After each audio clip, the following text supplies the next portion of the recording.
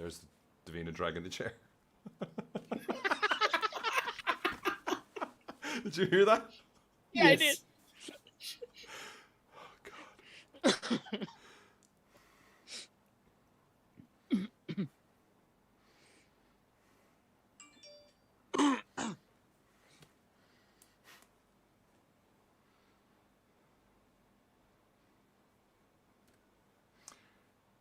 And we're live on the internet. Hello, hello. You're listening to the Goggler podcast. Iain, Bahir, and Uma with you as always. This week, we got three movies to talk about. We're going to be talking about A Quiet Place Part 2, long overdue, but it's finally in Malaysian cinemas. We're going to be talking about another Malaysian movie on Netflix called Balik Baju. And finally, a new release that's coming out by the time, well, that would have come out by the time you listen to this. It's Army of Thieves, the prequel to Zack Snyder's Army of the Dead. Yeah, apparently there's a whole universe being built around that movie. And spoilers, that review's worth hanging around for. Just in case, you know what? Just in case you hear Zack Snyder. I think Balik Baju review is also worth hanging around for. Yes, Ian's right. Just in case you hear Zack Snyder and no pout, spoilers, it's not Zack Snyder. All right. But first, we're going to kick things off with a little bit of news. This thing was announced yesterday. Oh, yes, that's right. Dune Part 2 is a go! I wasn't quite sure where we were going with that one. You weren't sure? I have to get these pictures ready. I was like Lightyear. I was like, what? Spoilers. Yeah, this is great. Oh, my God. Yes. So I didn't see what happened after the 40 million. It was 40 mil of the weekend, or... Yes, 40 or 41 mil. And that was out of the US. I didn't keep track of the numbers because obviously it opened in a lot of countries before the States. I mean, Singapore had it a month before us as well. So there were a bunch of countries, I think, that had opened up the economy a lot earlier, and they seemed to get the movie first. Meanwhile, countries like Australia are only getting it in December. They get screwed no matter what happens in Australia generally, right? They just get shit late. But the thing that stuck in my head from before it came out was that it had 100 million before it opened in the US, right? It made 100 million before it opened in the US, and just before I think it opened here as well. So which is a good sign. It's a good sign, but it's Denis Villeneuve's biggest box office of his career. Yes. So even pandemic or not, says a lot about his other movies, or about the movie going public, not going to his other movies. I was just going to say. And I think it was also Warner Brothers' biggest box office from a dual launch, right? From a HBO Max and a cinematic release. Launch. So, and you know what? I think that had a lot to do with them just constantly making the case that this is a cinematic experience. In the sense that to the point that it got annoying. Coming out, the dialogue that was coming out from the actors and the creators of the film, like more so, like James Gunn didn't do it with Suicide Squad. No one else did it for their dual Max releases. But Villeneuve, it was Nolan that penned the letter in the Hollywood Reporter, right? Which was very against the dual release. And then Villeneuve had voiced out his opinion, constantly saying this is a mistake. And I think Legendary also sued. I think there's a case going on. There's stuff going. I think there was some statement by one of the guys from HBO that they've gotten everyone on board now. So I guess they threw money at the problem in some way, shape, or form. Okay, yeah. They're like, you know what? Whatever happens, you're getting part 2. And they're like, okay. Although, Nolan noped off, right? What do you mean? Oh, yeah, he jumped ship. It's the first movie he'll be doing with Universal, because he's doing his Oppenheimer movie with Universal. So, I mean, he really put his money where his mouth is and went, fuck you guys. Yeah, and hopefully this will lead to him eventually directing a Fast and the Furious movie. Yeah. Ooh. If he can't do Bond, at least make it a Fast movie. I mean, he just keeps doing Bond, so we might as well, just put Vin in the tux, and you're good. Yeah. You know what I'm curious about with regards to Dune? After we saw it, and after I had put out our reviews, I went back and read some of the other reviews, and it was quite interesting because the other reviews were generally positive about the film, but they all had their reservations because they were annoyed at the fact that it ended abruptly because it's so dependent on a part 2 when a part 2 hadn't been greenlit. It doesn't end so much as it just peters out, or Paul's out rather. Yeah. Hey! God damn That is it. the soundbite for this week.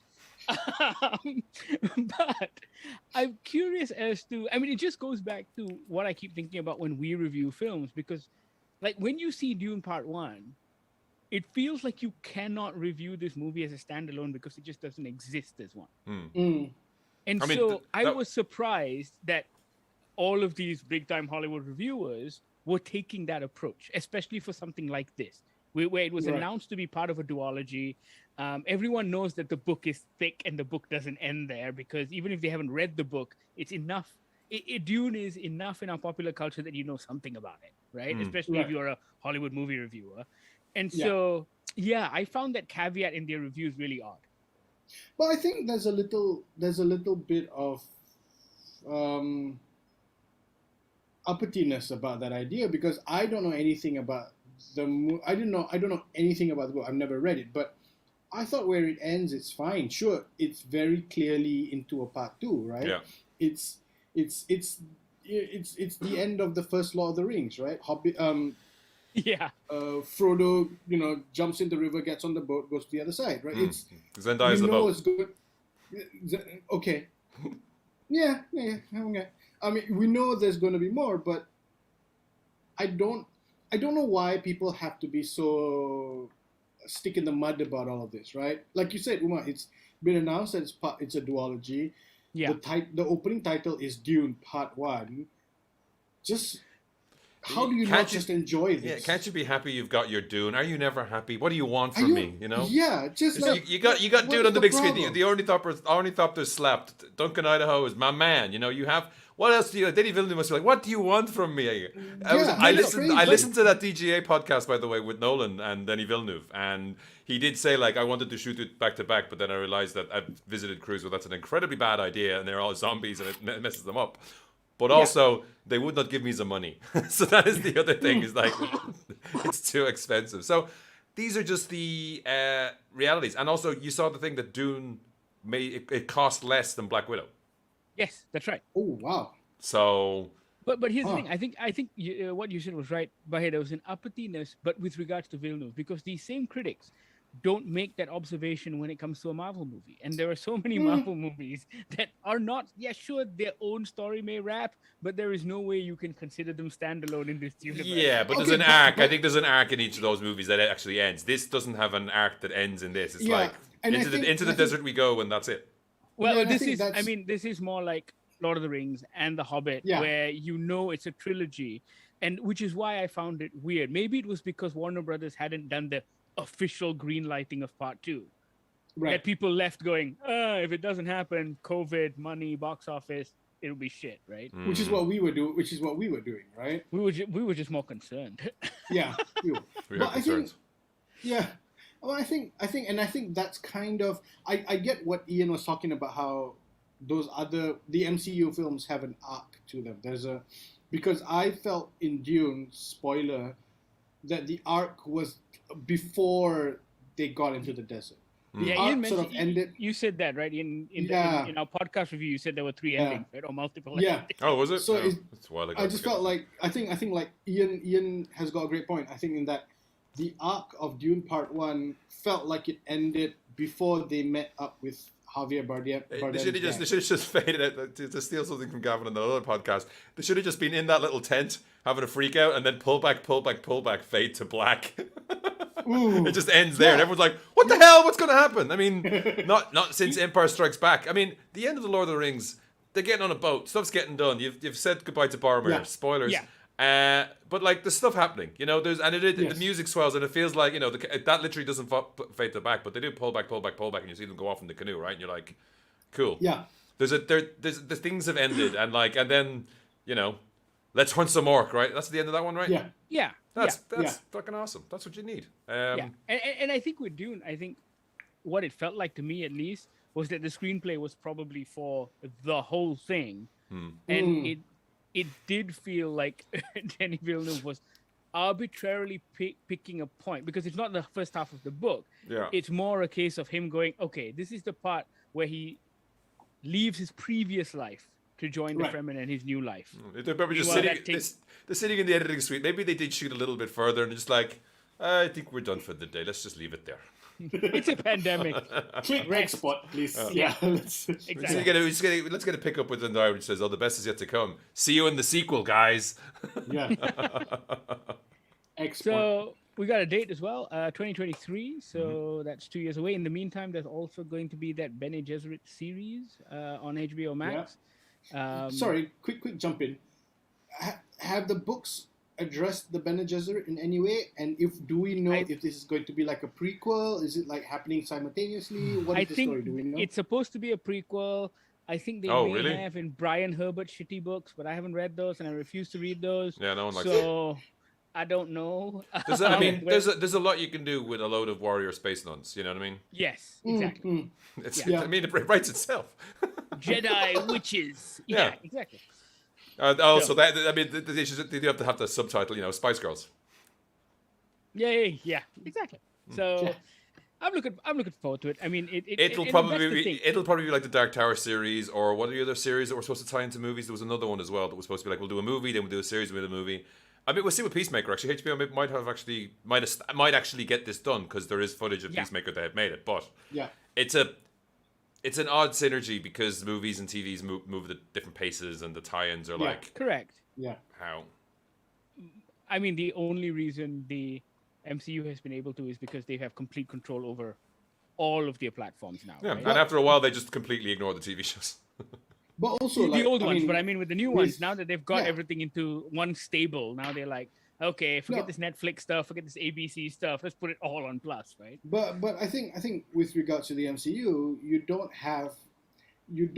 you're not waiting for the next Captain America movie because you're waiting for the next MCU film. So there's a space for you to fit in a Captain America story, right? There's a space for you to fit in a Hawkeye story, Hawkeye or Scarlet Witch story, because it's not just one thread that you're following. You're following the whole MCU. So I guess it works for them in that sense. So I think I do have some concerns, like Ian, in that what are they going to try and do? Squeeze in 2 seasons of the Bene Gesserit series before part 2? Is it going to carry into that? You know, like how are they going to deal with these? Will it continue after the movie? Yeah, exactly. Yeah, so it's because there is stuff there by here. There is books afterwards with the Bene Gesserit stick around after Dune. Wait till you see where the you know what happens to the characters after the next bit and the book after that, because shit gets wild and you've no idea what's coming. It goes fucking trippy shit. And if they do it, it would be amazing if they ever got around to it. Yeah, and to be fair, I think a TV show feels like a platform where they can explore that kind of insanity. Can I just quickly jump in? I had stumbled onto a Kickstarter campaign for the graphic novel adaptation of the Dune movie. Right. So that's on Kickstarter. It looks great. Couple of points of interest. There's a Malaysian colorist on it, which is quite cool. Bill Sienkiewicz, I think, has been tweeting about it, right? Is it him? He's doing some artwork for it? Yeah, Bill Sienkiewicz is doing some artwork. Yes. So, I mean, if you enjoyed Dune like we did, you know, check that out. So Kickstarter, just Dune Legendary Pictures, I think. So that's kind of cool if you've got some cash to throw around. They also have a box. They also have the art book for Dune. Isn't just called The Art of Dune. It's called The Art and Soul of Dune. I know. Have you seen? Oh, really? It's not on pre-order? No, I mean, no, I'm getting the regular one. Have you seen the special edition one? No. Oh. The special edition one is like $600, but it's got everything stills from the movie, autographed by Villeneuve and the gang and all that stuff. And I'm just like, what? Or like pre-production art. No, he doesn't. No. Yeah, he just opened the door and he goes, "My boy!" My boy! Like, yes! And he gives you a hug. This is what $600 buys you. Yeah. I don't know. I have dreams about being hugged by Jason Momoa. It just feels like it would be so warm. His hair smells like the ocean. His head does smell like the ocean. He's motherfucking Aquaman, okay? Not my Aquaman, not my Arthur Curry. Oh my god! Wait till he loses an arm. You'll love it, and I agree. If they go that far, I'll be like, okay, cool, I'm game. Yeah. All right, Dune Part 2 in cinemas 2023. We also got a pretty cool teaser trailer, I thought, which I was pretty excited for. This one's called Lightyear. It's a Disney Pixar production. It's coming out next year, but it's not Buzz Lightyear the toy. It's the cartoon or the Buzz Lightyear that the toy was based on. Even it's a marketing nightmare. But the YouTube video from Disney says Sci-Fi Action Adventure presents the definitive origin story of Buzz Lightyear, the hero who inspired the toy, introducing the legendary space ranger who would win generations of fans. Thing is, what? this is very clearly. It doesn't look like he's on planet Earth unless it's a ruined planet Earth, right? It's far in the future. Yeah. He seems to be a test pilot for some space plane thing. Yes. Yeah. That doesn't inspire a toy in 1990s, wherever the hell Toy Story was set, right? How does that work? How do you? I don't know. There was a Rambo cartoon in the 1990s. Yeah, so but that's I'm an like, easier tie-in, right? Kids at that point, kids will only have seen the trailer. You can probably get away with that. Same with the RoboCop stuff. You do the gun in the leg. It's. I think it's the same with this. It's like the marketing department's like, let's call it a day and go home. It's just like it's the inspiration for the toy. No one will ever ask. We can't answer it anyway. So it's not a rhetorical question. It's a rhetorical marketing spend. It's got Chris Evans doing the voice of Buzz. He is obviously a young man, and it looks like it's his early days in the Space Force, I suppose. I bet that spaceship. Yeah, that spaceship looks anime as fuck, which is great. Yeah, yeah. But what I don't know, man. Like I got a kick out of this trailer. Okay, first of all, if you ever use Starman, you got me. Yeah, and when you got him doing test flights, easy. Yeah, when you've got him doing test flights, it's like first bracket star bracket man. Correct. Yeah, and it's just that's easy. But then secondly, it had all of these vibes of the kind of shows I guess we used to love growing up. It's got the Last Starfighter vibes. It's got a whole bunch of cool stuff like that. And like they don't show you much. It's like it's really a teaser. It doesn't give away much. I mean, you don't even series of hear interconnected moments, right? You don't even hear Chris Evans. No. Right up until the end, Right, when he does but a even little then, Avengers Assemble moment, small thing, and doesn't say the assemble, yeah, but which I appreciated. which is great. Yeah, no, I like that. Yeah, I'm game. But the suit looks weird. The suit looks weird. He looks like the Doom guy from the reboots. Oh yeah. I think they're trying to make it a little more. Okay, realistic's not the word. They're making it I less know what you're toy-like, but yeah. Yes, yeah. Because we see, is it Toy Story? Yes, Toy Story 2 opens with a Buzz Lightyear Star Command scene. cartoon. That's right. Yeah. Star His Command t-shirt does cartoon where say- he's facing off Zod, right? Yeah, and his t-shirt Zod? Zod? Zorg. Yeah. Zorg. I need to watch Zorg. that one again. That was really good. Yeah. I think I've only seen that once in the cinema. So yeah, no, I'm thrilled. I'm looking forward to this. This one looks like it's going to be a bit of epic space fun adventure time. Yeah, and it's a movie. It's not a TV show. I also thought it was a TV show. So did I. I had to double check, but it's coming to theaters in 2022. So Yeah. one thing though, while you put together your photos for this show, you notice a few things. Like it's a bit hard to see, but if you look on his chest there, there's a little kind of logo. Does he work for Wayland Yutani? No. See the little diagram? That's like the Wayland logo from the Alien franchise. Dude, This that movie would could be go the real ultimate dark. crossover, right? They own them, great, right? Disney's like, we bought though. Fox, we have the rights. Let's see what we can do. The Xenomorph is technically, or the Alien Queen is technically a Disney princess. We can fit it in. It'll be great. No, so this one's next year. I thought, did they give an exact date or did they just Just said 2022. Okay, because you've got Domi Shi's first animation coming out, right? Not Bao. The Bao lady who's doing panda. the big red panda. Seeing thing. Red? Seeing Red, that's the one. That's the one. I think that comes out first, if I'm not mistaken. So that might be like a summer. Who knows? These days there are no summer releases. There's just releases. So Yeah. we don't know when that's coming out.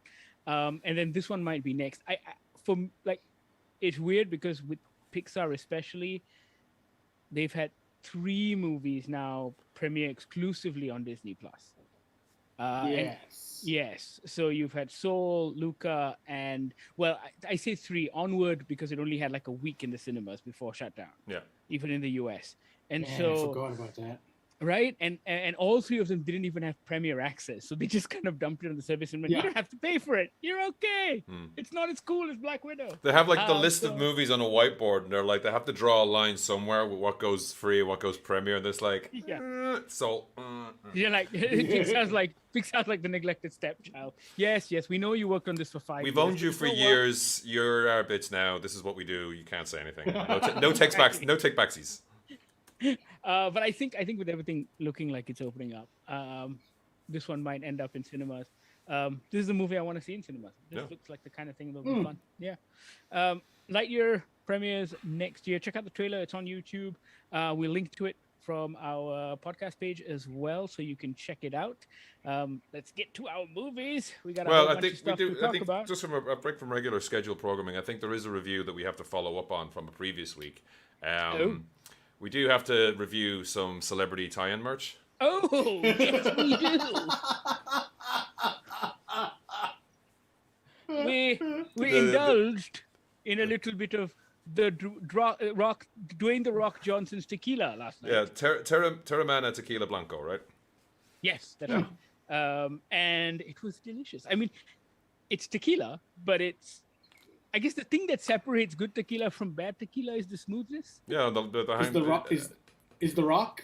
It's the rockness. Oh, we didn't do that last night. We should have had it on the rocks. Oh, wasted opportunity. And then you could take a photo, just like put a spatula on sellotape a spatula to the glass with the ice in it, and then put in front of a frying pan, and just, can you smell what the rock is cooking? Oh my God! No. You were fine with on the rocks, McNally. Yeah. But anyway, you just took it too far. Yeah. Too much. Yeah. No, it was actually pretty good. I'm not a tequila fan, and not just and I don't necessarily have acid flashbacks. I've never had a bad night on tequila. But I'm just not a fan of the flavor. But I think it's also because, as a younger person, I had really cheap shit. So, this is pricey stuff, and I haven't tried Ryan Reynolds' gin, aviation gin, because I don't think that's available in Malaysia either. No, did he sell it? They what? Yeah, he sold it. I think he still has he still promotes it, so I think he still has a partnership with them. But yes, he sold it to one of the big alcohol conglomerates. Yeah. But this Teremana was delicious. It was pretty good. I mean, we were drinking it straight, which is, no salt, no lemon, so it was fine enough. I mean, salt and lemon is usually to cover up how bad the tequila is. Exactly. Oh, really? Is that what it is? I mean, I think it's that, but it's also, I don't know, I can't remember if it's an urban legend or not, but it's also to kill anything that's in the glass, the filthy, dirty glasses you're drinking from. I'm not sure. Right. But no, it was, it's definitely still tequila though. That's the thing. Like, you sometimes get a alcohol, or you get a refined version of it where it's like, wow, that's so smooth, or you don't get the the kind of the back of your throat feeling burn. the burn. Yeah, you don't feel the burn. You feel the burn in this. It's definitely tequila. Oh yeah. A lot of people. Who there was someone else who was making tequila. Oh, one of the Kardashians. I mean, What? why doesn't Danny Trejo have one. does Danny Trejo have a tequila band? He really should, really, right? I feel like Danny Trejo needs a taco. Like, not Doesn't so much doesn't he tequila. have a taco shop? He does Does he something, have right? a He still goes. restaurant? Doesn't he go? Does he go into? This is the Danny Trejo, like, urban legends hour. It's like, doesn't he go into prisons Yes. and help people out and stuff as well?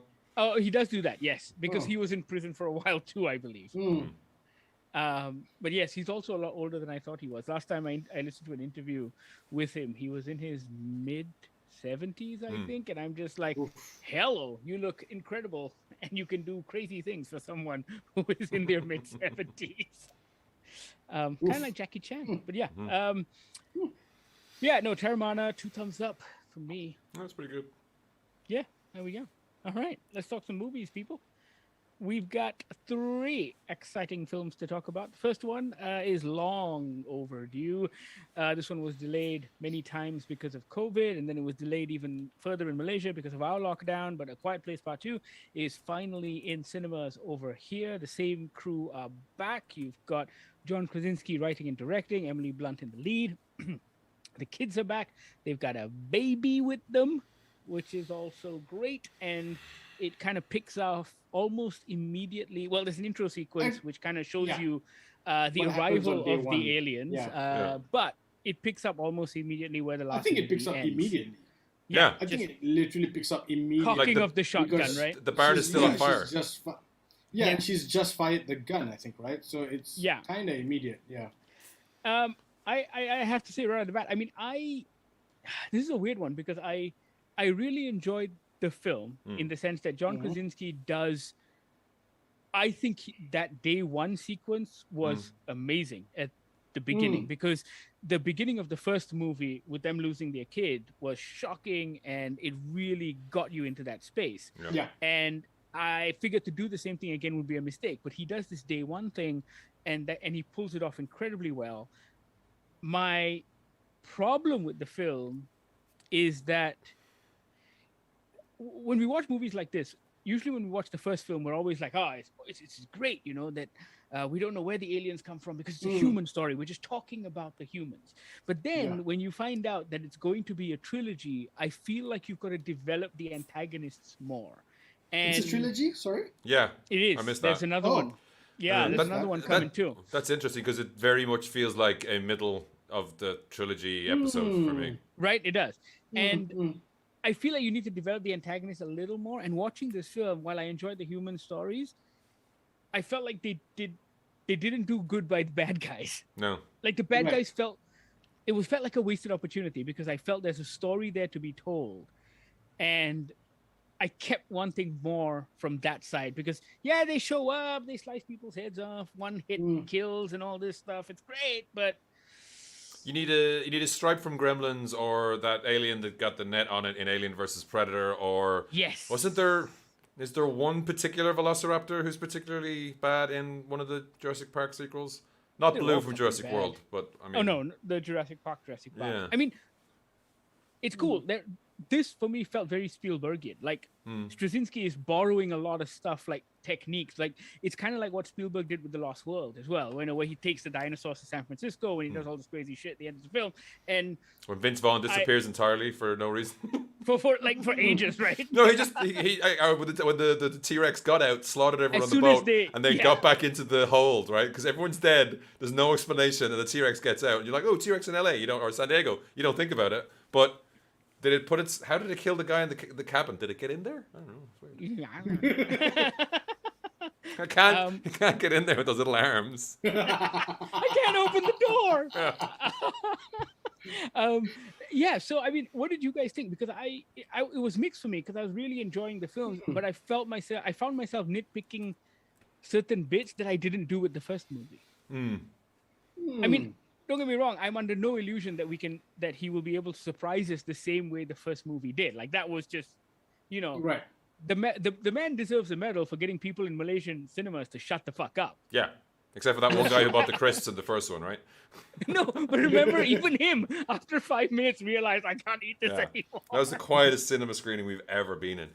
Ever. But it does that second movie feeling like it doesn't go. It's not like the second in a planned trilogy where the third one is dependent on this, or you know, it doesn't feel like that. It's not like this is like we've done it once. Now we're gonna throw everything out there. This feels It's not Empire Strikes Back. It's just that another day. And there's a line in the trailer I think that Cillian Murphy says, which is that when he meets Emily Blunt's character, they're like, the people who are left aren't worth saving, right?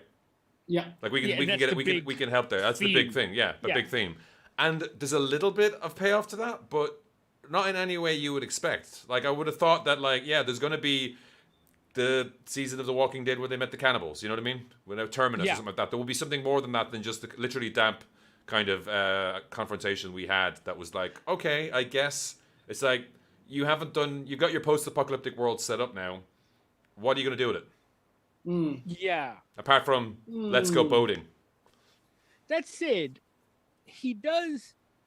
there's one cunning thing he does, which is kind of lean into the blockbuster sequel thing of making it bigger, faster, louder. I quite enjoyed that as a cinema goer because it made it different enough from the first film. Like the first film was all like no one said anything, everyone was whispering all the time, there was so little dialogue, and this one is almost it feels like a different movie, which is not a bad thing. So but I agree with you, Ian, with I agree with you with regards to what are you going to do with this world. Yeah, it's like it's the difference between Mad Max and the Road Warrior, right?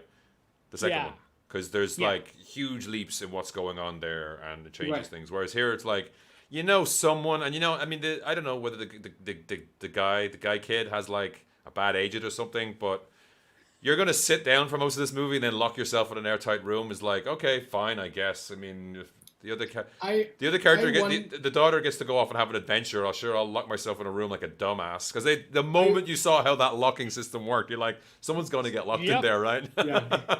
No, but I think I wonder if John Krasinski did that because maybe he had a growth spurt or something. Had a what? So growth spurt. Had a growth spurt. So which you can't see if he's lying down all the time. Yeah, like they shot him quite well. No, but I mean, you say that, Ian, but I thought that sequence when he gets locked inside that chamber with the baby was top-notch acting. I thought just the way he was getting frantic, the way he was sort of freaked. I thought it was great. The way he was, the reaction to what happened to his foot, and how he plays all that out. I thought as an sort of acting thing, he did very well. I think it's plot wise because you've split your heroes, so you have to can fill out the movie by going back and forth instead of having everyone in one group go do something. Yeah, which kind of it robs it of some purpose in a way.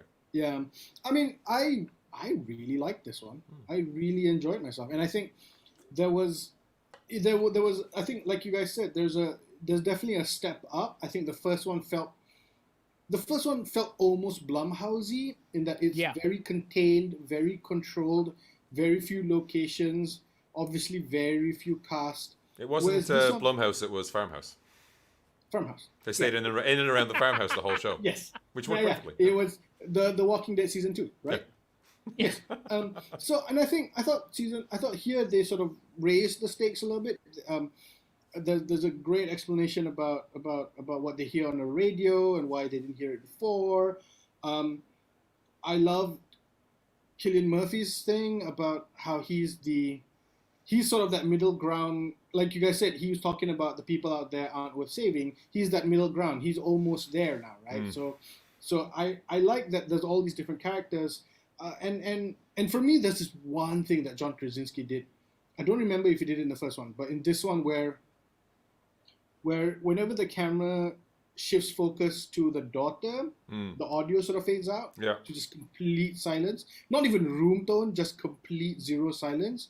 And he did that a couple times in this one. And there's one point where he did it in the same shot, because normally you'd cut a camera angle, and then you tell it from her point of view, and the voice and the audio is down, and you realize it's her. It just faded down, was it? Yeah, there's that one spot where the camera sort of was following Cillian Murphy, and then it sort of, Cillian Murphy steps out of this frame, and then it pulls onto the daughter. I can't remember her name, but yes, and the audio sort of just dips down, and you almost don't notice it until you realize it's gone. And for me, it just feels like there's a real growth as a director, as a storyteller. I didn't know there was a third part. I thought where it ended, I was happy with it. But knowing that there's a third part, I'm even more happy, because now the ending makes sense almost. Yeah, talk radio will save us all. Yeah, which is and I think, and even then that no spoilers, but what they did with the talk radio, I had forgotten from season 1, from the first film. That thing, and them. So is that raising of that solution, raising of not necessarily the stakes, but weaponizing it, literally. Yeah, and I thought it was great. I really liked this one. Yeah. No, I mean, like I said, I cannot fault Krasinski and his skill. Like, this is only his second big feature, and already I'm just in awe of the kind of stuff he pulls off, especially given where you have such established directors like Zack Snyder, for example, who we'll talk about, who is so self-indulgent at times. Meanwhile, I felt like there was no self-indulgence in this film, even in that opening sequence with the Little League game and all of that stuff. It's this. It really is this Jack in the Box sequence. There's quite a lot of them, and he pulls them off well enough that it doesn't feel cheap. It doesn't feel like he's just going for a jump scare, even though, yes, dead bodies sometimes pop out of nowhere and go, bah! But it's still, it doesn't feel cheap because it doesn't feel like he's doing that to get you to do bad. Yeah. Right. But I think also because he doesn't do it often. Yes. You know, so you're not. So I wasn't that's not the expecting those crutch, jumps. right? That's Exactly. not the point. It, yeah, it wasn't the exactly. point It's not of this like movie. someone went, mate, your movie is 90 minutes. You need to have jumps here, and here to scare people throughout, right? Yeah. So they pay attention to your movie. Yeah. Exactly. No, I mean, Quiet Place Part 2, and I'm so happy it's opened in cinemas because this is the kind of movie you want to watch in a cinema. If only because Malaysians will finally be off their phone and quiet and watching a film. But go check it out. It's definitely worth it. Is it in IMAX, guys? I didn't check. I don't know either. But I'm not sure if it was shot in IMAX. But go check out Quiet Place Part 2. If you're a fan of the first, I think there's enough in this for you to enjoy. And like Bahir said, you really see Krasinski's growth as a director throughout this one. Yeah. Yeah. Just it's a good world though. I like the idea of the world. It's a post-apocalyptic world I can get behind. I'm enjoying that. And just sort of, I know you've already set up to move on, but what that thing that happens on the third act, what Cillian Murphy finds, I wasn't expecting. Oh, you know, also, I was like, holy shit! It's normal. Just to set up, just to build on that, we spoke very little about them, but Cillian Murphy, Jimon Honsu, yeah, man, he seems to just hire people with great fucking faces to play these parts. But Jimon Honsu is just doing this now. I think he's just like, I did Amistad, I can just coast. Yeah. Or Amistad, and get into the galaxy with says having fun, and now it's just like, I'm just gonna turn up on things for a bit, and you'll say, "Oh look, it's Jimon Honsu," and then I'll be fine. Like even him in Shazam is like, okay, wow, right? It feels like his agent's like, look, Jimon's only gonna do 2 days. If you want him in the film, you gotta keep it down to 2 days, two shooting days. It's all he's got in him now. Yeah. The rest of the week he goes home and counts his money. Quiet Place Part 2, check it out. It's in cinemas right now. If you've already seen it, let us know what you think. You know how to reach out. Goggler MY on our social media feeds. Podcast at goggler.my. 012-524-5208 is the Goggler hotline. Messages there as well. Up next, we're going to be talking about a local production. This one we kind of stumbled upon because there was very little promo about it, but it apparently dropped on Netflix last week, right? Last Friday, last Thursday or Friday, I can't remember. It's called Balik Baju, and it features. Can I just quickly jump in? After having seen it, I know why our Netflix friends didn't forward this to us. It's very obvious, and it centers around 6 stories about 6 women who are all going through something in their lives. Because, you know, people have seen 4 Rooms and everyone thinks they can be fucking Tarantino. Even 4 Rooms does not feel like Tarantino. There's some weird ass shit in that movie. That's a good point. But they're supposed to be interconnected stories, I suppose, but it doesn't really translate well. Until they're not. The movie, let's just say they're not. The movie isn't frontliner because it isn't offensive, but it is, well, some bits are offensive, but it is just bad. It's like, what is the message of this movie? They all have like issues. Hang on, sorry, Ian. It's not what is the message. My question is, what is the point? But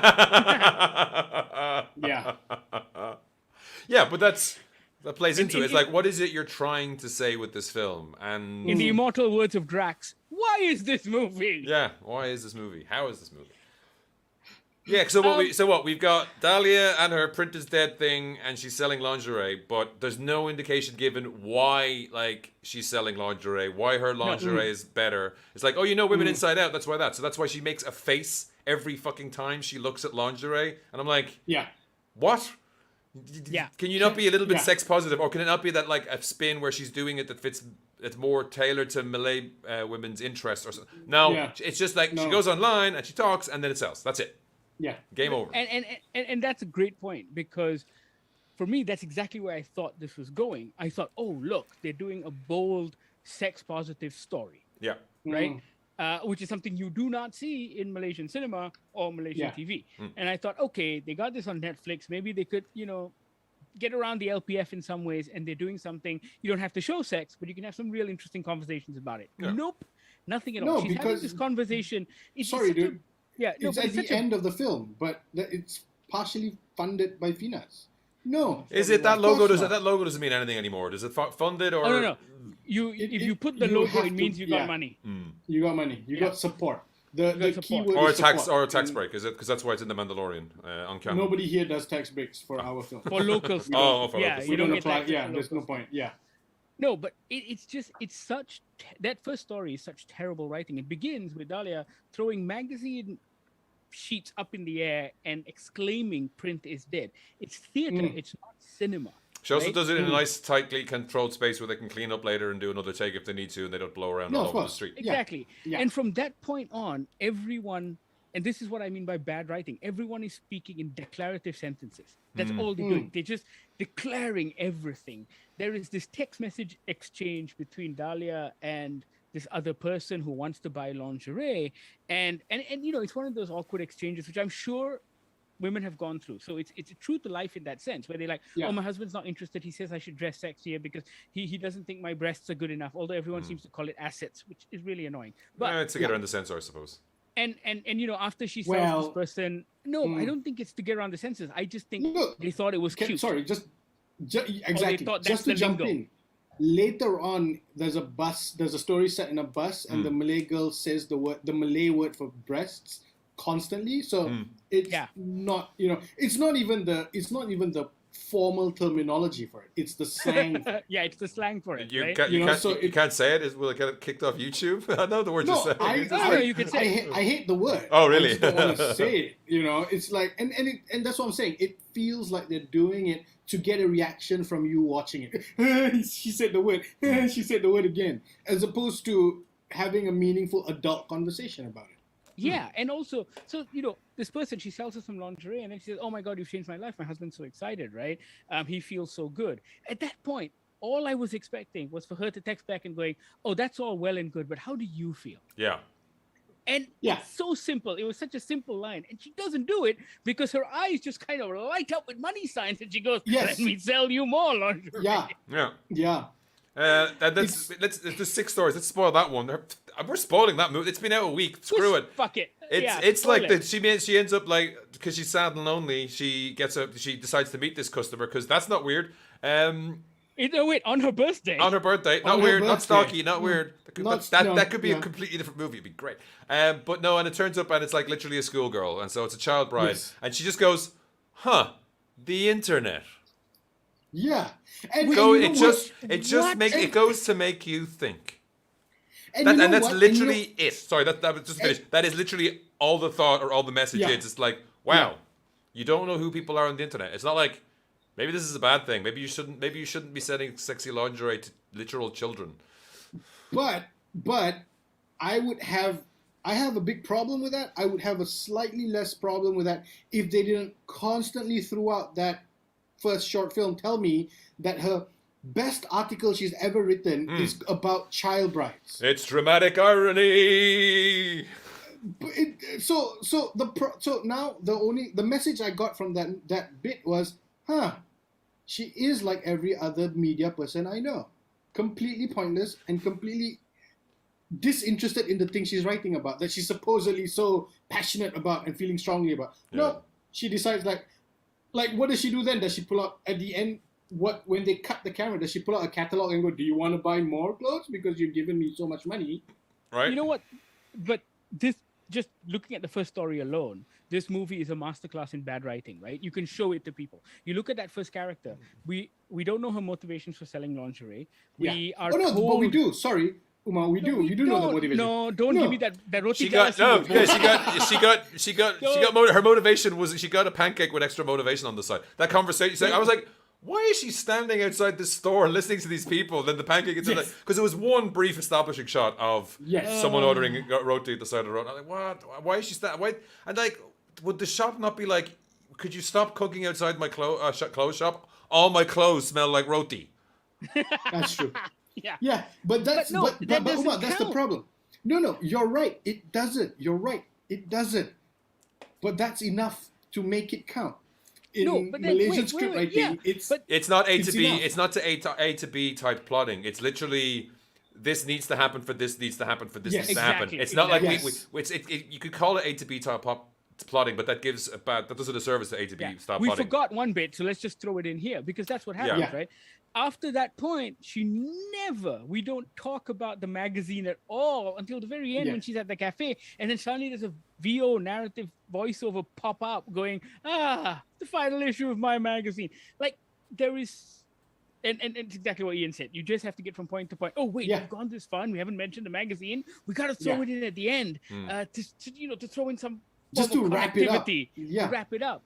And just that final declarative sentence where she's just like, we never know what happens on the internet. And the bullshit wrap up of that story is yet again, I don't know how to end it. So I'm just going to throw something out there, right? Yeah. Yeah. And I have no doubt that all of these stories are true to life in that women have experienced the bad things that have happened in these Yeah. stories. But Yeah. that does not a movie make. Yeah, You because need yeah, I think conflict, we could, drama, yeah, tension. and I think maybe none of it. we can is jump here. ahead to that because I think it is the Arya story is the one Yeah. that actually feels that one and her story and the one on the bus, they not just because Joanne Cam's in it and she's a friend of mine, it's like that one does feel a little bit more relatable in a way and like not so weird, right? It is like but she has a it's problem. real- The Telegram thing they could have done a whole fucking movie on the Telegram messaging group that sends around staff pictures.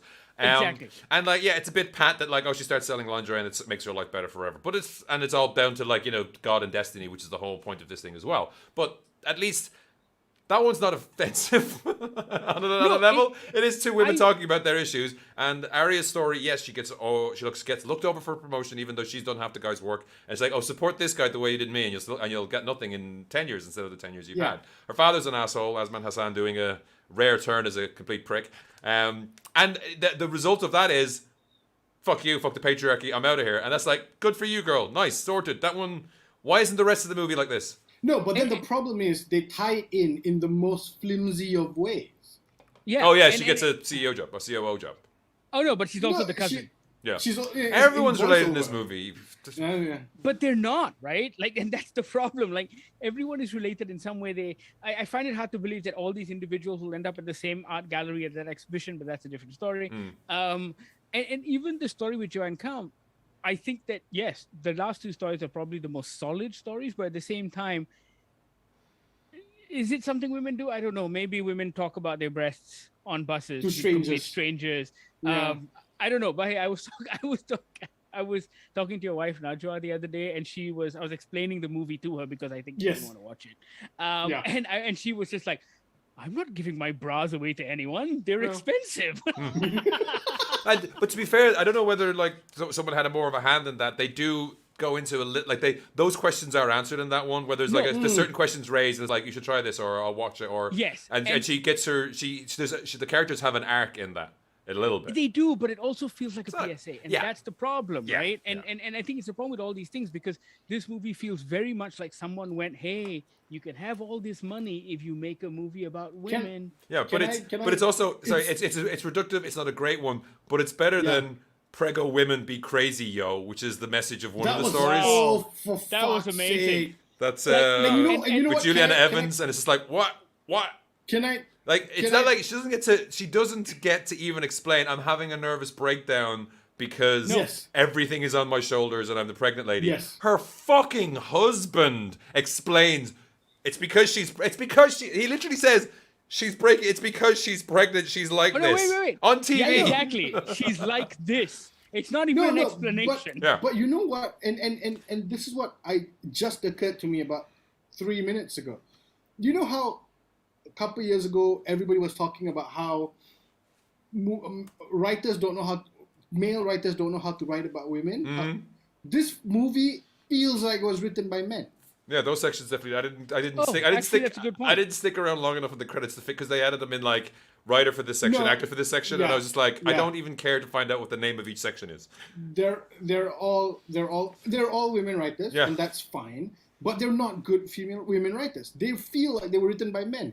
Which woman is going to live with that excuse that, oh, this woman's crazy or having a mental breakdown or is throwing away her everything because she's pregnant? It's okay, she's crazy. It's because she's pregnant. Yeah, it's like that whole section is like, oh, you're losing a sponsorship. Your influencer, she's an influencer. You're paying for everything. It's not going to go well if you're not going to be in them. And it's like, you fucking sponge, get a job, jackass. Yeah. It's like, I'm her manager. He answers the phone twice in the movie. Get fucked. No, and that's the thing, right? It feels like these all feel like first acts. Yeah, but it's also there's a second. It's there's a second act that should terrible come up. First acts, even if they were first acts. But for example, that story about the pregnant influencer, that feels like there should be a second act where she goes, "No, I'm like this because you're not helping. Yeah. I'm like this because I'm not being. You're not assisting me." There's no payoff to the maybe cheating spouse as well, who's like, is he cheating online on Tinder, or is it because someone set up a fake profile to irk his wife, who is a media influencer and social media and relationships advisor? Coach, yeah. But there's no payoff to it. She goes home and talks to him, and like, they're all straw man arguments. They're all like, it's like if you're doing a movie about racism and every racist is wearing a KKK hat in the office. No, it's like it's not in any nuance, and it brings to. I kept thinking about Maid, which I watched recently, and one of the great Nick Robinson is, what's her name? Margaret Qualley is fantastic, and everyone's amazing in that. But the abusive boyfriend, most of it is not hitting her. Most of it is like every conversation he has. There's sayings that the microaggression. When you see it written on the page, it can go literally either way. If you saw it in front of you, it could go either way. When you see it all end to end, you're like, oh my god! Like, it's just like tiny belittling, ignoring what she's talking about. The guy does that as well. He doesn't say, "I did not set up a Tinder profile." Yes. Because if he did, the rest of the story does not happen. And he needs to be that asshole. But then she's at the end like, oh, I guess I'm an asshole. I'll go home and apologize to my husband. He's going to lord it over me. It's like, that fucker has already slept with half of Clang. You know, that's it. Your marriage is over. You haven't talked to him in 2 days. Fuck it. And again, it's that thing of like, this feels like the first act. There's a second part to all these films. There's a second part to it that we need to know more of. But they do twice that thing with the relationship coach. They do a joke twice. Yeah. Where she gets out of the car, goes to think, oh, it's her husband. She beats him up. It's a dumb joke. Yeah. And then she does it. It was dumb the first time. Yeah, I thought I'd hit the button. I thought it broke Netflix. I was like, what happened? It's just played again. I think my internet skip is just like the internet version of an LP skip. Right, and it feels like the same sequence as well. There's very little that's different, right? Yeah. And it's not a sliding doors moment where she sees, because they set up a fake date and it's like, if it is him, he'll turn up. And they show her finding him, and then they show her finding him again. It doesn't show her going, what would happen if it wasn't him? You know what I mean? Exactly. Yes. And it also isn't in line stylistically with anything else in the film, because it's an incredibly slapstick moment, and there is nothing in this film that is even remotely comedic. Yeah. But just other than the acting. No, but to go back to and you know what, Bahir, that's what's sad, because there are a lot of good actors in here who we've seen do much better performances, but they're working with such shit material that they don't actually have anything else to do. For example, I don't know why they made Chelsea speak Bahasa. Why is she speaking Malay? She speaks pretty good English, right? And in the first story, they got all these stupid people speaking English who can't speak English. So guys, it doesn't have.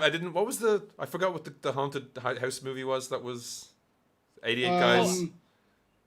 Idiot guys? 88. No, they said when I went and downloaded the subtitles, it had guys in it 88 times, but it was like Ada Hantu. But yeah, it was parodying that YouTube thing of, hey guys, it's like I'm getting guys, and without further ado and moving on, those are all out of my vocabulary now. And in this, it's like it's that same screenwriting tick where you have to start a conversation with guys, or someone says anyway, or someone says, oh my god, I was so embarrassed. But were you so embarrassed though? And it's like, who the fuck talks like this year? Someone says, the clunky fucking exposition. It's like, I can't believe we're going to graduate and get our first degree. It's like, no one says they're getting a degree. No one has that view ahead. And why does the famous actor hang out at the train station? Yes.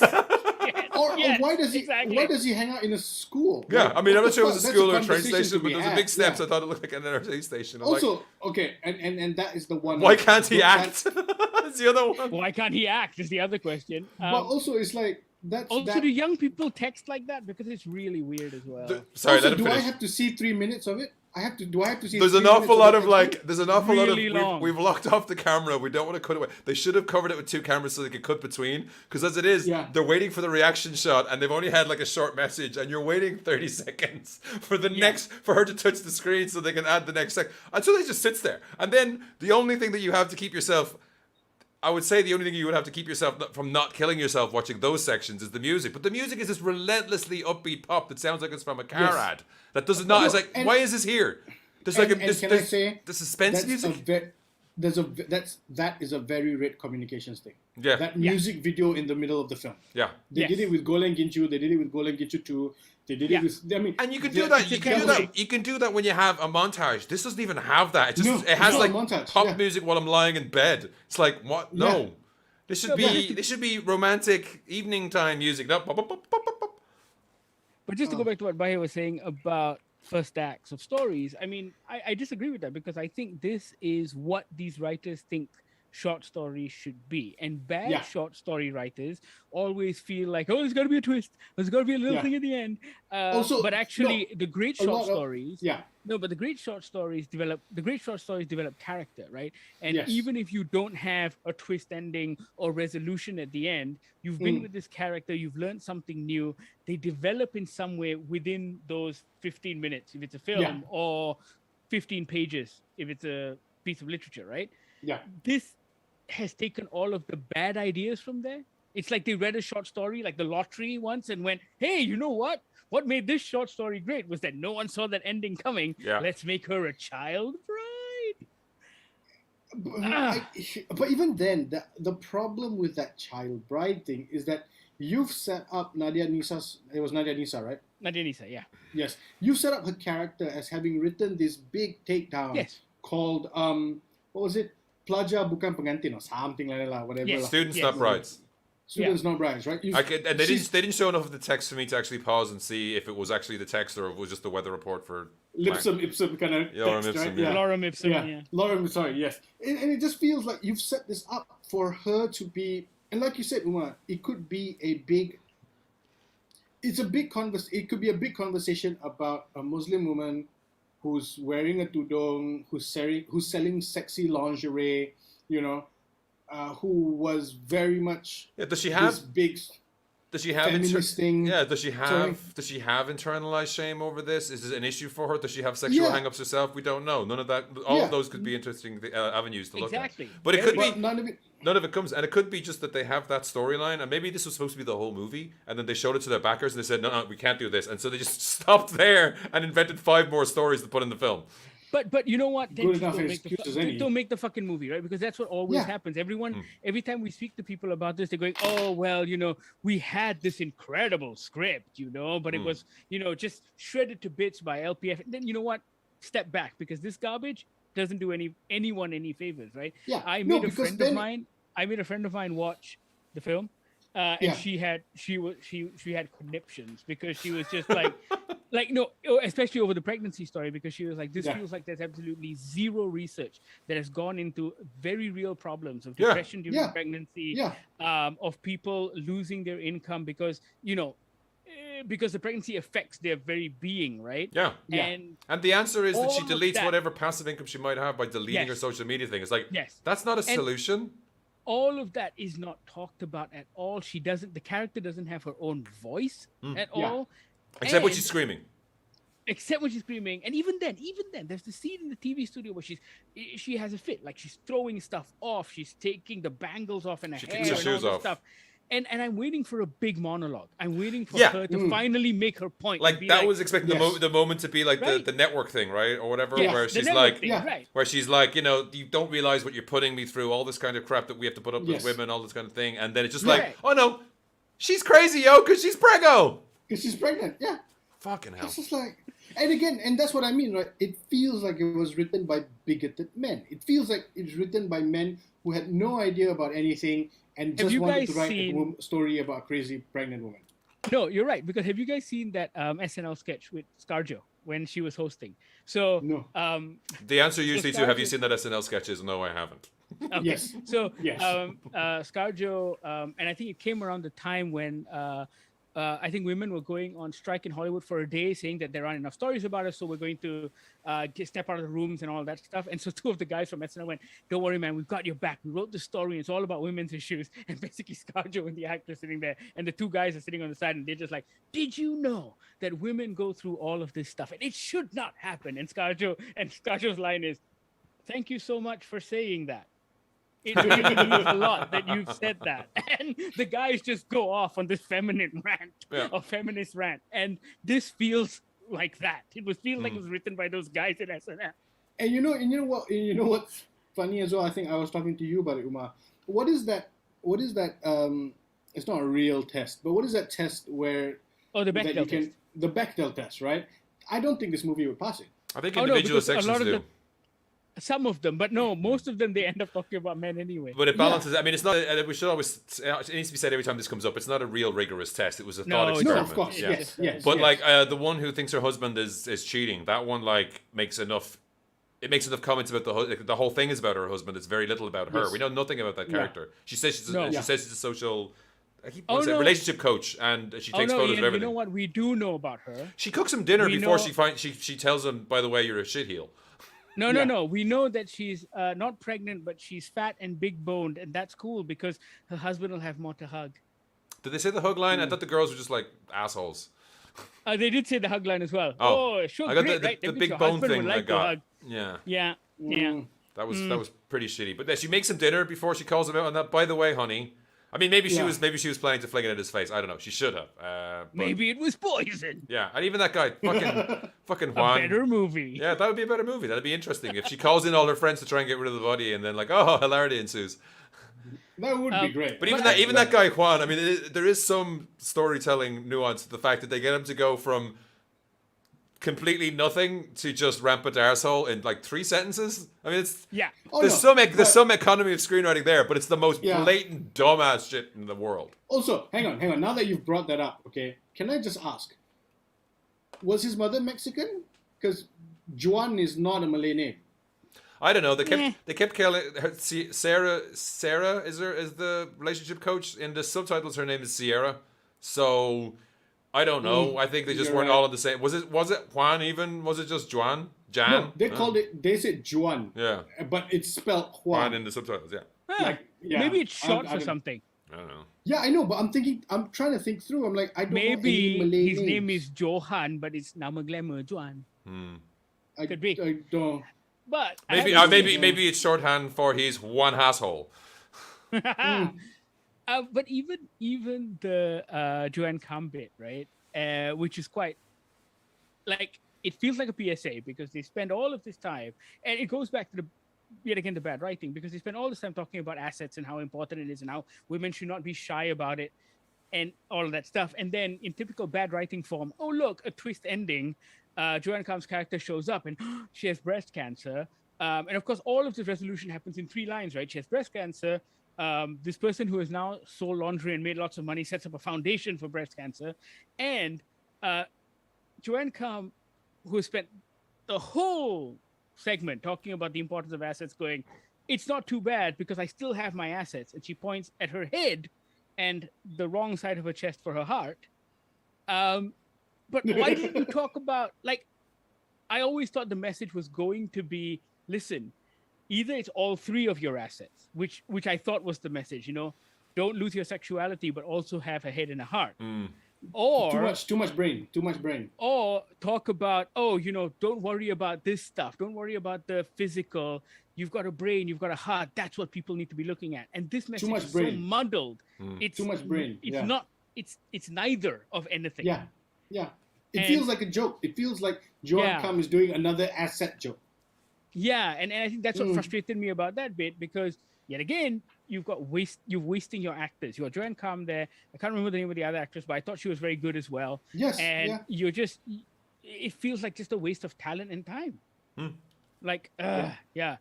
I just wanted to throw things at the television. I mean, Yeah, Amanda was sitting next to me at one point, and she was like, "Oh, this isn't as bad as you make it out to be. It looks pretty good." And I'm just, "Yeah, but you've only seen 5 minutes, and all you're commenting on is the fact that everything is in focus and the lights are on." They didn't use they didn't shoot at night at all, so there's no blue for night. They didn't Blue for even night. go down the route. Yeah. But as soon as and they shot a minutes of the film, Yeah, they shot a whole sequence on a moving bus. That's well done. Nice. all downhill. Yeah. I mean, we were talking about it on Slack earlier. This movie is 90 It's long. minutes? It's 2 hours. No, No. it's just under 2, isn't it? Is it? I don't know. It felt like forever. It felt like Yeah. forever. Basically, it took. I realized that it had taken me almost an hour and a half to get through half of the film because I just kept pausing to do other work, kept pausing to get another cup of coffee. You've now cleaned kept the pausing. undersides of the legs on every chair in the house, right? Just Yes, what pointless task can I do? We joke, but I paused and washed my bathroom. And that's not a joke. And it was just like I didn't actively want to stop watching the film. It's just I kept going, oh wait, I have to go do this. So I pause, I go do that, and then I come back. You don't want to actively stop watching the film. It's like literally anything else. Anything else? Lying on my back on the floor, playing with dust motes as they dance through God rays would have been a more productive use of my time. That was a very specific description. I cannot with this movie. Yeah. There we go. That is it. Like that is. I cannot with this movie. Yeah, that's the one. Fire Dee Dee. She's doing nothing. She just puts pressure on you. You used to find makeup videos fun. Just do them for fun. You're pregnant. Oh, so stupid. So many. Your pregnancy journey. It's easy to do this. Like they don't even establish that her influencing is based upon. Like she could be any fucking type of influencer. The baby stuff could easily play into this. Keep it real, girl. But it's like no, because I watched those videos and I thought they're fine. They're QVC quality, but she's selling the product. Right. But hold on. Also, there are real world stories which are exactly like that. There are all these influencers who started out, whether they were makeup influencers or lifestyle influencers, they would get and then pregnant, life happens, right? They become baby influencers and mommy influencers, and they pivot. I mean, all of that's an interesting story, right? I mean, if you had the husband and the manager and the assistant, whatever, going, hey, maybe it's time to pivot to something you do enjoy. If you can't stand the sight murder of your husband. Anymore, exactly. Kill someone. How to get away with murder. Sorry, but just the idea of we haven't spoken about this. I just want to touch on it very quickly before moving on to something good. But just you don't. Oh, look, we need to tie all these stories together. Yes. Let's have her go to the same boba shop as the person from the first part of this movie. Like Also, it's just the most inane connective tissue. Also, that assistant being the cousin of the photographer from the photographer actor guy from the other one. Why? Why though? Yeah, relationship status did it better. It's like Simpsons did it, right? From South Park. You can't do that. Simpsons did it. This is the same. No, but every story in relationship status had an emotional core. That's what I mean. How hard would it have been for shitheel sponge husband to actually have been supportive and taking care of things, and maybe had another job that didn't pay as well as her job, and her still having those problems? Yeah. Like that would be one of those stories that people say when people have nervous breakdowns is they're like, oh, they have everything. Whereas in this case, she doesn't have everything. She has all the societal and social pressure of an 18th century chimney sweep. Life is hard. Her life is incredibly hard, and she has all this pressure. Whereas if she had all this help, fire Dee Dee, she's useless. If she had all this help and still had this problem, as it is, what the fucking scene where she's like she's either forgotten how to put on makeup or become deathly allergic to it. Like it's not like she's putting on the makeup, but she's like, I feel dead inside. It's like she's afraid of of the makeup. It's like she's doing a video for Joker brand fucking products. No, but there's a language thing here. She says she's implying that putting on makeup makes her feel sick. Yeah, she's gagging at the thought, right? Exactly. Yeah. So it's a language thing. Isn't that before she does the live video? When she does the live video, it's shot like a horror movie, but it's like shot like a very bad horror movie who doesn't know what they're doing, because it doesn't come off as scary or creepy. It's like, look at this crazy woman. She looks like a crazy person. Yes. And you know why? It's because she's pregnant, Ian. It's because she's pregnant. Yeah. In case you missed that from the film. Yeah. She's pregnant? She's pregnant. Yeah. But you know what? I just want to say the stories. I don't want to say the stories are interesting. I want to say the stories are easily fixed. Exactly. It's just a little bit more. There's a little bit more. You just need it. Maybe They need a lot of more fixing for the dialogue. Ditch Hannah's story. Ditch Hannah's story entirely because it's like that guy. She met someone on the internet. It turns out he's the dream, but it's Brad fucking Pitt. No, and then he's like, I knew who you were, but there's literally no comeback there, right? She's not nothing. Yeah. So that whole story could just be excised. But even the relationship coach thing, there's an extra step that you can do where she just goes, you know what, you're right. The pressure of putting on this social media life that I'm focused on is putting a strain on our relationship. Yeah. So let me which take he a has step back which from he has that. told you of repeatedly, and you should probably have a Yes, chat about that. And you've been ignoring it. Yeah. Yeah. So it's yes, he may have cheated on you in the past, but the idea is that this is the problem that's now, Yeah. And that's what I mean. Like, it just required just 2 more pages of dialogue. And that's a huge thing, 2 right? more pages That's of one. story. If you ever see those, Dr. Nerdlove is a guy I like to read. You ever see his these Twitter online? He has Yeah. He's very real about it. He's like, it's not that women have it easier like that. It's that you're not, and it's not because you're bad looking. It's because you're acting like a fucking chud, you moron. Like, raise your game, have some interest. Don't just be whining about this whole time. Not in a much nicer way.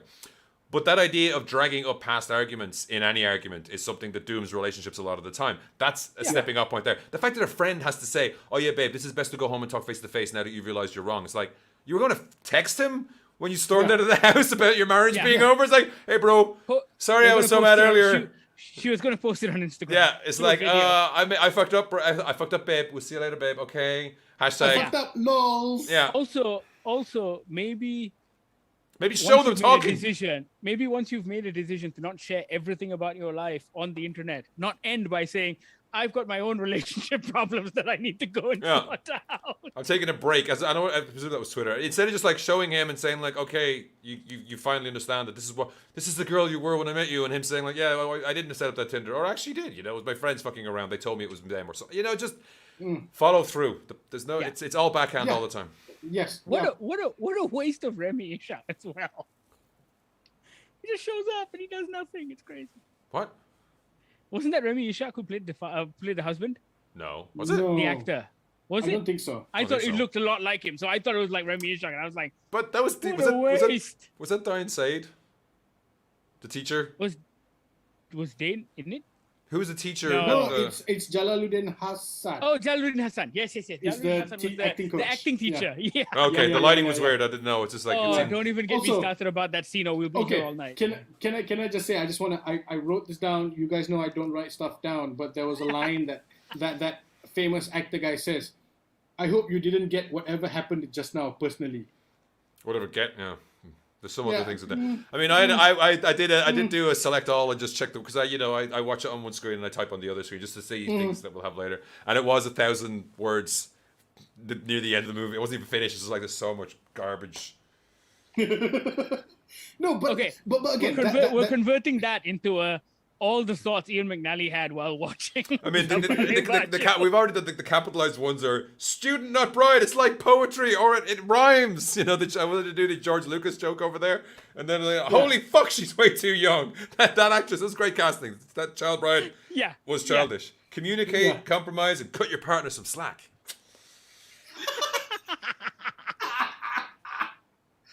Oh my God. No gizzard. That was a high point. No gizzard. Yeah, but it's my favorite food and it's my birthday. Cut this out of the podcast, but it got to be like no gizzard, no sexy times or something. We have to come up with a brand. We can workshop it, but there's got to be like there's got to be something in there that one of those cool T-shirts we can do. I just wanted that whole section. She should have just said when she left the house. He's like, "Don't try to stop her." She should have just had a random strop. It's just like knocking shit over. It's like, "Fuck the patriarchy! I'm out of here, you." Screw you, old man. There should have been. She should have gone full Dennis Leary, right? Yeah. I would have paid money for that. I would have enjoyed that. At least I would have gotten some sort of an emotional reaction. Yeah. Or show us when she goes into the boss. But don't have music playing over and she slaps her resignation notice down. Give us that payoff. Yeah. You're just And like my also- father, yeah. you prick. You didn't do anything to stand up for me. I'm outie. No, instead no, it's like. No, and again, it's that thing of like, you're right. The thing about her character and her character's relationship with the father and the father's personality. The It feels- it's so- cartoonishly evil cartoon. It's such a lame caricature. There's no Oh, it's investigation lazy. to It it. is so There's- lazy. It's just what if her dad was a real classic Malay dad jerk? Yeah, But let's also do that. change up the lines, right? How Yeah. many Do times have you heard the something. line of? How many times have you heard the line of? Oh, have you ever asked mom about her dreams? Oh, yeah, we get it, dude. Like, do something different. Don't just Yeah. borrow stuff that you've seen in other films. Can I just say? She didn't think about her mother's dreams until she had that conversation 3 days prior. Yeah. So to be fair, I mean, in that house, Yeah. mom is You- furniture. She's just upset Yes. that mom didn't cook her favorite food. Yeah, where's my gizzard? Yeah. Where's my gizzard, bitch? There we Yeah. go. That's the T-shirt. There we go. That is the teacher. Yeah. That is the I was gonna try something with no gizzard, no blizzard. I don't know. I went to a dirty place I don't want to say on the internet. So, Okay, cool. Print is dead. but yeah, print. Wait, the best joke in the movie. Print is dead. It's like, oh, the Purple Rain Singer. That was good. I like that. Yeah, that was okay. That was To be fair, That was almost all right. That was that almost the sets up life for a raft. Bad quality. That was the yeah. plank of wood I was holding onto while drowning watching But this movie. The problem was that was very early in the film, and Yeah. you're like, maybe it's not so bad. Nope, it is not so bad. It is very bad. Moving on. So Balik Baju is now streaming on Netflix. Watch it if you're a film student and want to learn what not to do in a movie. For everyone else, But hang on. eh. The problem. Hang on. We're not arbiters of good taste, No, but we didn't like it. We can gladly say this is not a good movie, and if you watch it and if you think this is a good movie, then we might need to have a conversation. We Yeah, might need to have an intervention. Yeah, I need. because- If you think it's a good movie, I need 2,000 words on my desk by Monday telling me why. Yeah. Yes. And it cannot be the word empowerment over and over and over again because that's not it. Yes. That ain't I know cheap. because you know what? If you say it's empowerment, I don't think you know what that word means. Yeah. You keep Also, using that word. you know what? Go watch Made. Go fucking watch Made now. I usually hate it when I repeat myself on this show, but go back. Asman Hassan's character could have been just little small things because that. Yeah. No, because that's expecting too much, Ian. That I requires know, but writing that's what you got to and demand. directing, and no, Demand where they're gonna quality get from it, your we've entertainment. not- Yes. Mm. And also, fuck it, we are arbiters of good taste, and this is not it, right? This is. Anyway, Also, He says if wearing you- that shirt. Also, if you're all if about you, the Hawaiian shirts, buddy. if you do watch the Balik Baju and you are as angry as we are, please make sure to put a thumbs down on the Netflix thing, just so Yeah, they know. because then maybe they might learn something. Who knows? Just something. We got to do something, guys. So Balik Baju is now streaming on Netflix. Reach out. It is now Tell us streaming. how It sounded like you said feel. not streaming. Now, God, I wish it unfortunately- wasn't streaming. Unfortunately, reach out. Tell us how you feel. You know how to get in touch. We're going to be talking about something a lot better now.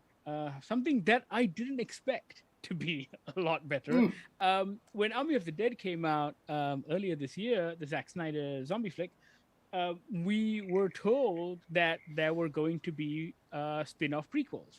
There was going to be one that was centered around Dieter, which is one of the characters in that movie, and there's also going to be an anime spin-off series called Lost Vegas, Army of the Dead Lost Vegas, which tells the story of the early days of the zombie invasion in Las Vegas, because Army of the Dead kind of tells you the late stages of that. It skipped all the that interesting storyline. bits.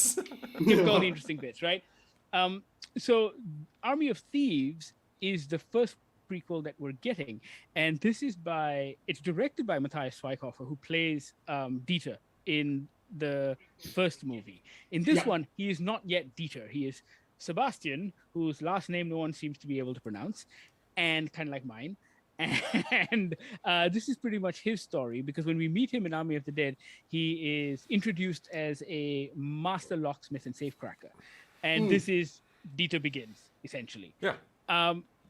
I went into this with very low expectations because I did not enjoy Army of the Dead. It was too much Zack Snyder for me, and it was very, very overindulgent.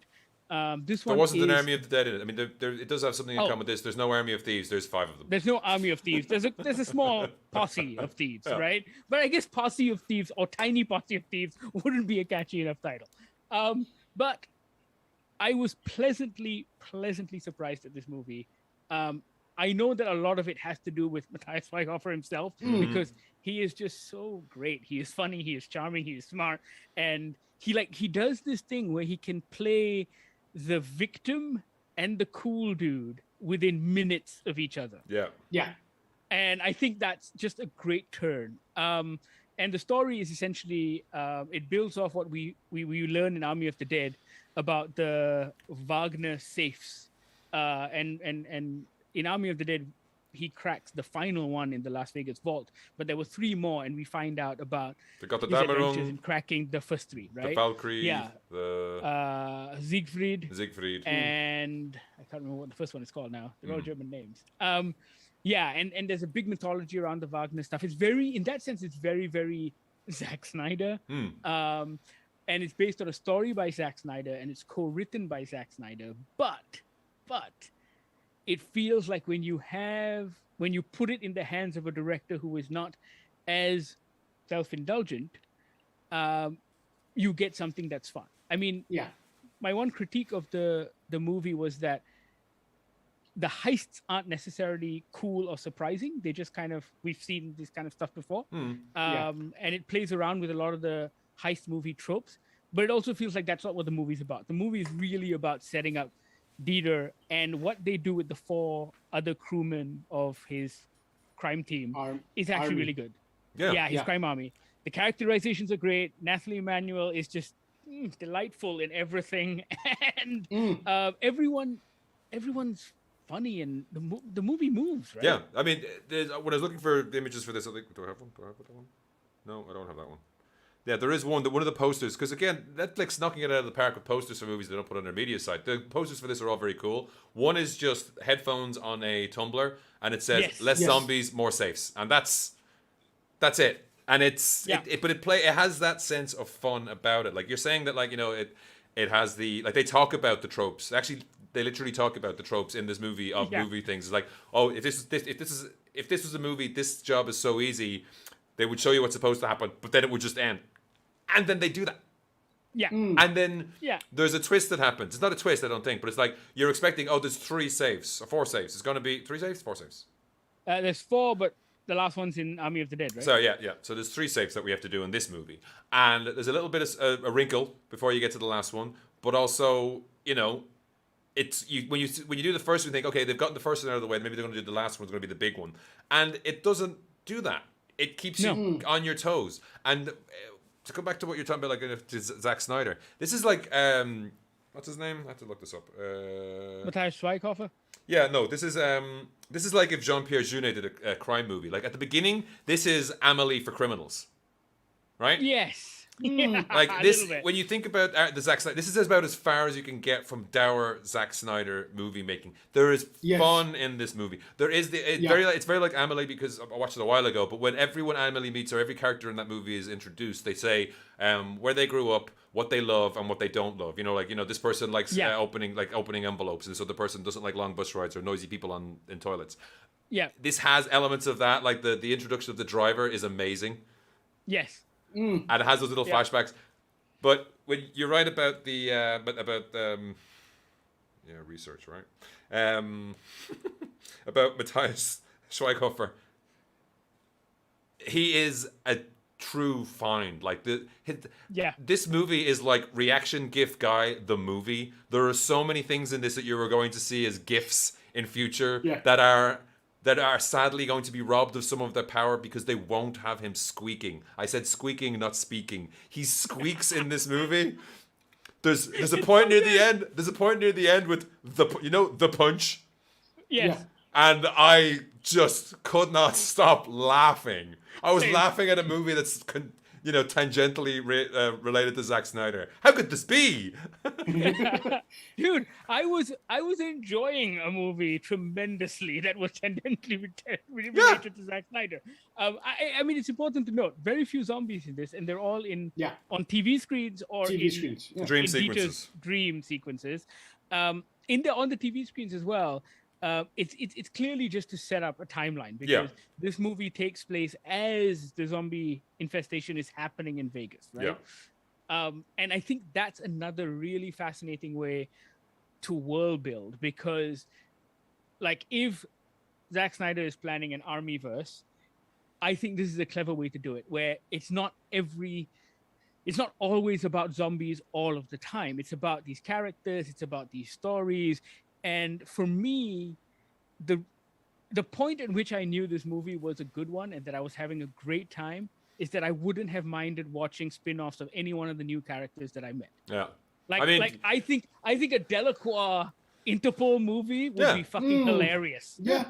I mean, I think it's also maybe they assembled them from different movies, because he's basically like, it's the Pink Panther, right? He's almost Inspector Clouseau. It feels like, I mean, it's hard doing by Nathalie Emmanuel, but like, she's basically kind of, it's almost as if she's like slightly harder Ramsey. You can imagine her just walking off into the Fast and the Furious movie, right? Yes. Although I do like her line when she's introducing herself and just like, yes, this is going to sound ridiculous, but I have an international jewel thief. Yeah. No, but there's a lot of little nice comedic moments, right? Like that line's a great line when she introduces herself at the cafe and she's like, "Do you see that guy?" And you know, this is his watch. Do you see that guy? This is his gun, and he had it strapped on the inside of his thigh. Yeah, because, you know, she's that good a thief. Really, yeah, but there's also they're really sweet moments. Like for me, I loved that first heist. That thing they do about how this is the point where we talk about how the mission goes and then the mission ends and then that's how it happened, right? Yeah. And I think that was I was trying not to spoil it, but that twist on the form of telling that story was great. Yeah. And it also, I mean, apart from making everything look like the Lionsgate logo from a few years back, the safe cracking is interesting as well. They make it look like it's the same attention. I think there's too many. Maybe, but it's the same attention to detail is given to everything. Like the economy and in the script writing, that to get people to get that gun thing across. Repeatedly spilling coffee on them. You know, there's all these. They've thought about these things and having them have like follow throughs and and there's that bit towards the end of the film when two of the Army of the Thieves show up in his house and then they have a conversation and he doesn't realize it's a great joke. Yeah. And here's the thing, right? It's the thing of like it's a joke that he doesn't notice them, and then it's a joke that they're having a conversation that he hasn't noticed them, and then it's a joke when it feels like a joke that's gone too long. Yeah, it's the Simpsons perfectly timed. It's the way the original Simpsons would do it, where it's like, this joke is not funny. This joke is not funny. It's gone long enough now. It's funny. Oh my god, this is so funny. Oh my god, I'm crying. Yes. And on the best ones is where it stopped being funny again, and then oh my god, I coughed up a rib because I'm and it's that time because it also it's those moments you're talking about here, but all of that is wrapped up in knowing the genre. And it's not doing it in a naughty, winky way. It's not feeling overly self-referential. They do it occasionally, but this is not like a movie about making movies or a bank heist about a bank heist. It's just there's enough of it there. And it's still very much a heist movie, which is one of the problems we had with Army of the Dead, because it sold itself as a heist movie, but it wasn't, because we don't see hardly anything of the the movie's heist. called Army of the Dead, and I don't see the Army of the Dead. Yeah. And I think that's kind of my first problem with it. There was more of an army in the trailer, right? Also with Army of Thieves, I think what I just go back for a second. I echo Bahir's sentiment. I think there was too much CGI locking. Tumblers. But do you remember the Lionsgate logo that had that, where it would zoom pull out and it was clouds? Yeah. And I think also my other problem with those tumblers is that, and again, this feels like an oversight. Like, yes, there's too many tumblers and too many sort of mechanical safe internals. But also those mechanical safe internals were really clean, like really shiny. Yeah. They just felt like really bad CG. Matthias is but I think it's Wagner was a really, really good No, I know, but those safes are, 70, 60, 50 years old. There's gotta be some grease on it. Also, his mission statement at the beginning of the movie, where it's like, to Hans, safes were puzzled to only be opened by those truly worthy of the secrets that they contained or they protected. And it's like, that's not how safes work, man. They protect them for the people who have the key. It's not like someone comes along and like, the safe deemed this random asshole worthy to steal all my shit. This isn't a sword in the stone situation. No, this is the cash in my wallet situation. There should be a key. I love that there was only one view on his YouTube video. Yes. And then it goes up to 2. I'm just like, yes, This movie that's had hilarious. it had a far more intelligent take on the internet and social media than the entirety of Balik Baju. Yes. Sure. Yes. No, Yes, absolutely. 100%. So, Yes. And he's also so he's so happy with how when he looks at the video and it's awkward as fuck. He's like, "Is that just perfect?" Like he's like, "No, it's not, Yes. dude. That's why you've got no zeros. But good on you. Keep doing you, champ. Keep at it, bro. Yeah, keep at it, champ. bro. You're gonna get a win." Yeah. So I went back and I watched the ending of Army of the Dead, and we don't Why? see Dieter die. He see closed the door, Bruce right? Grab him, and then the safe closes. And given how much they've developed the mythology of this character, if they do pull off that sequel to Army of the Dead, more Dieter, please. Was a he- lot more Dieter? Was he slightly ripped in Army of the Dead as well? No, he was still a bit of a. But I think his shirt was significantly tighter. Maybe. He was Yeah, wearing I shorts. remember him Yeah. looking a Yeah. bit more. So it's maybe after this he decided to work out a little bit. Yeah. Yes, because and it works as well, right? In that sense, where in this movie we see how he becomes a very cool safecracker, and At he's Safe still Club. incredibly good at that, right? Yeah, and he's still incredibly good at that. But in Army of the Dead, it's nice that they still subvert that character. Like he's cool at one thing, but it's fucking zombies, man. Yeah. So Yeah. it makes sense that he needs to tail Vandero the whole time. Yeah. Yes. Yeah. No, it was a lot of fun, and hats off to Matthias Weikoff for pulling this off. I And mean, directing, like where? directing. He has directed 6 movies, or 5 Yes, movies including he this, has. and he played Baron von Richthofen in some movie in 2008. So like it's interesting me enough to go back and look. Wasn't he in Valkyrie, I don't know. the Was he? Tom Cruise movie? I don't know. I've gone off his page already. on I IMDb. thought. Okay, I'm not sure because I thought that's where Hollywood kind of discovered him and went, "Ooh, this guy's good." I thought it was Valkyrie. Yeah. But I could be wrong. But Valkyrie's yeah. a long time ago. Yeah, Valkyrie was a long time Yeah. ago. Yeah. But yeah, even the choice. Oh, but another actually- thing, the music. The choice of music is also delightful. Like it's the music is like it matches that funky tone. It's again it matches the tone, which is something it doesn't do Yes. in the other movie that we're not going. The movie will remain unnamed from now. But it matches the Also- tone so well, and it bounces along with it, and it has the right emotion for what's going on. It's amazing. Yeah. But as a director, he pulls off those action sequences incredibly confidently. The close-up fight sequences are very well executed. You can see where everyone is. When he as a character hides from Natalie Manuel throwing a gun at a security guard, and like you see that, and you see the It gun was a hit the guy. beautiful shot, It's lovely. right? Yeah, exactly. There's so much here in this film to enjoy. I mean, we highly recommend it. Like, it's a great thing. It's a great way to spend your weekend. Yeah, Yeah. Yeah, it's a safe bet when it comes to your weekend watching. You know what, Bahir? I swear in Ian's notes, he has these lines. He's just waiting. He's just waiting. That He's one, like, that one, that "Now's one the time." I no, but I have to admit, I give Ian props for waiting for the right time for it. He doesn't just That was- throw it out there. No, he doesn't. It's the That kind was of the thing where- perfect moment. That Yeah, one it's just the kind came of to thing where me. Ian's got a list, and he's like, if the opportunity comes up, I'm going to pull this one out of my back pocket. Yeah. No, I didn't have a list for this, because there was reasons why I didn't have a list for this, today. Please refer to image 4.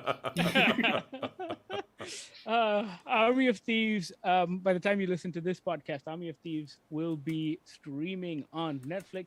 We highly recommend it. What's better, you don't actually have to watch. You don't actually have to watch Army of the Dead to enjoy this No. film. Woohoo! Yeah. It's probably better without. It's probably better without. It's pretty much a standalone, except for the fact that they have an epilogue at the end, which is a scene from Army of the Dead. when I they mean, first if meet anything, that Dieter. epilogue might make you want to watch Army of the Dead. Correct. Yes. So take a star off for that. So before Zack Snyder introduces robot zombies to the world and gives us the origin story, Fuck, robot you forgot about zombies. that, right? At least we have this wonderful standalone prequel that'll it's give you a good time on screen, right? It's a real good time on screen. Yeah. Cool. Robot zombies. Robot zombies. I can't believe you brought that up. I forgot about it until I was writing the review for this, and then I was like, "Oh wait," because Ian was the first to point it out. Like I didn't notice it, and then Ian pointed it out. But I thought it was a Conti error. I didn't put it on the end. Exactly, because you were just like, "Did you notice that like VFX problem?" And I'm just like, "Oh, I missed that." We should have put it on the internet and got because other people pointed it out and got massive clicks, and I was just like, "This is just too dumb. I don't want to. This is don't. What are you doing?" As dumb as there were robot zombies in that film, the explanation of said robot zombies in the film was even dumber. It's the Zack Snyder, the Bruce Wayne in my Bruce Wayne has been raped in prison. No, sure. I forgot about that. Thanks, buddy. Fuck. Okay. Yeah. All right. Army of Thieves, streaming on Netflix. Check it out. We highly recommend it. Don't bother with Balik Baju, but do go to the cinemas and watch A Quiet Place Part 2. Yes. Especially if you were a fan of the first film, I think, it's one of those things where it's one of those rare cinematic experiences, right? Like Dune was spectacle. This one is a true silence. Everyone's silence and communal horror. It's kind of the opposite of Dune, right? It's not big. It's very focused. It's very tight on a very tight group of people. It's great. It's great opposite filmmaking. Yep. Let us know what you think about any of these movies. If you've seen them, when you see them, you know how to reach out to us. Goggler MY on our social media feeds. podcast@goggler.my is our email. And you can also WhatsApp us on 012-524-5208. Thank you so much for watching. Thank you so much for listening. This has been the Goggler Podcast.